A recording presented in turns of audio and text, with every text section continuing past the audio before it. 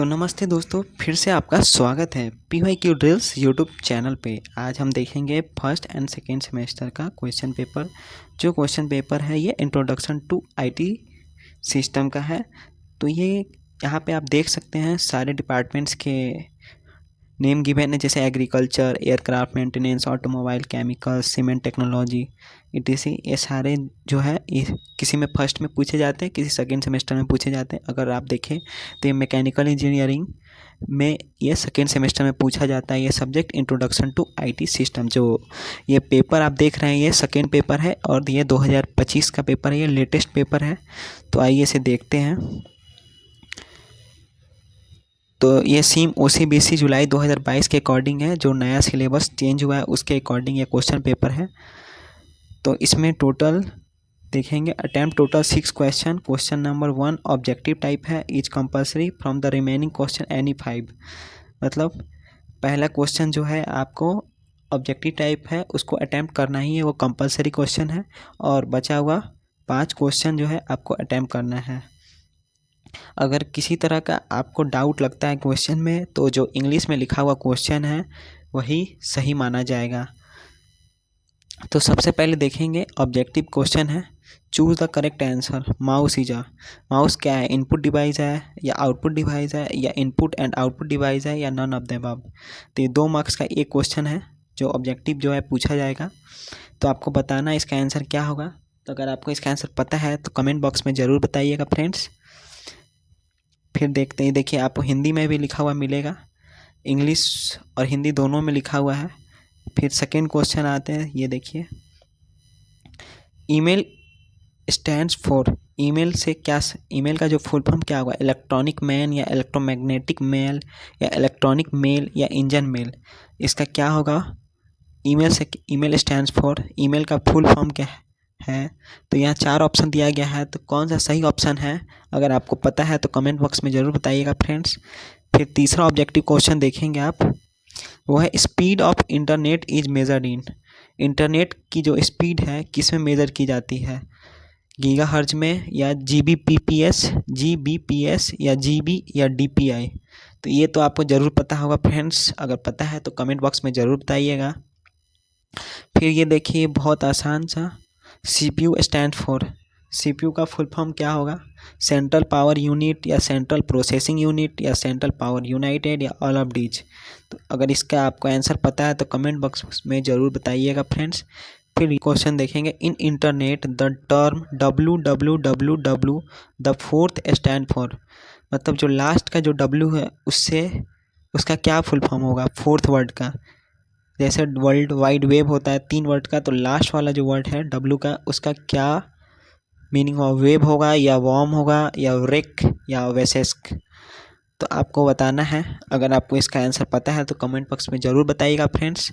फिर देखिए अब आते हैं सब्जेक्टिव टाइप क्वेश्चन पे। जो पहला 2 नंबर का क्वेश्चन है, इसमें देखिए 2 क्वेश्चन ही पूछा गया है, एक क्वेश्चन 8 मार्क्स का और एक क्वेश्चन जो है 4 मार्क्स का है। तो पहला क्वेश्चन है, what is CPU and memory, explain it. CPU क्या होता है और मेमोरी क्या होता है उसके बारे में बताइए और उसे एक्सप्लेन भी करना है, क्योंकि 4 मार्क्स में पूछा गया है। तो एक छोटा सा डिफिनीसन CPU का और मेमोरी का लिखे और उसके बाद थोड़ा सा डिटेल में लिखे कि CPU क्या होता है और क्या काम करता है, मेमोरी क्या है, मेमोरी क्या काम करता है।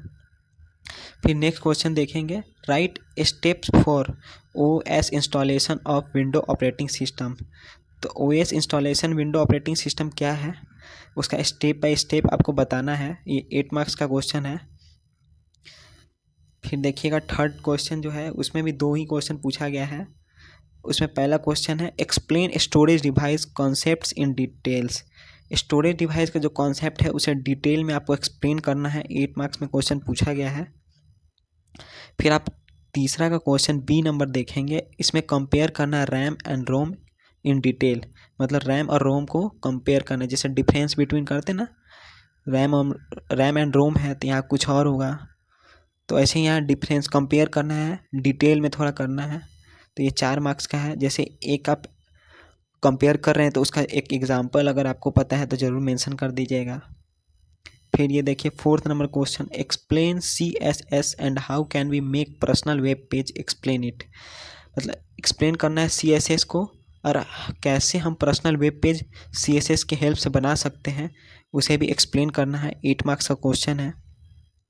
फिर 4th का बी देखेंगे friends, why do we use open office spreadsheet Calc, explain it.